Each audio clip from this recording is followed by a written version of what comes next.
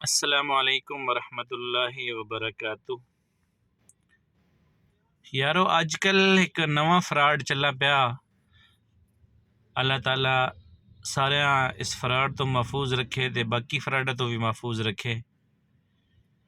मैं सवेरे घर बैठा सा, बच्चे नानके गए हुए है, उत्थे अज एक शादी जी आई तो मैनू फोन घर वाले का आया, बई खैरियत है, तुसी कित्थे हो? मैं आख्या मैं घर हाँ। सच्ची गल है? मैं आख्या जी बिल्कुल मैं घर हाँ।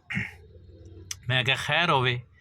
कहने ने सानू कॉल आई है कि ए जी वो मेरा छोटा भाई वे नुमान हफीज़ उदा नाम लिया ने कि उदा नंबर है तो अस 4 बंदे जड़ा ना नाके तो पकड़े ने ते नुमान हफीज़ नू कहो कि साढ़े नाल रबता करे।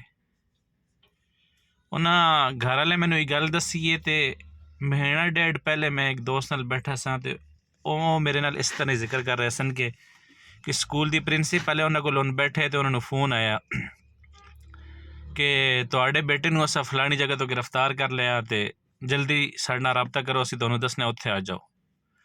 उन्हें फ़ोन कट्टा तो वो प्रिंसीपल जेड़े उन्हें अपने बेटे नू फ़ोन मिलाया तो पुछने बेटा तू कित्थे है? उस आख्या जी मैं तो फलानी जगह तो मोटरसाइकिल का काम करा रहा।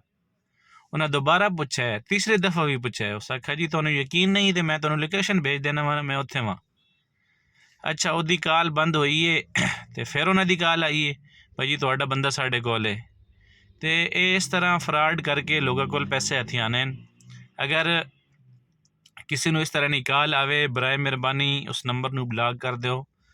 तो अगर कोई हवास बख्ता हो ही वंजे तो वह कम अज़ कम अपने मुतलका शख्स नू फ़ोन करके पुछ लवे, बई यार तू किस जगह ते। इंज ना होवे कि उन्हां दी गल्ला च आ के तुसी जड़ा ना अपना नुकसान करा बैठो।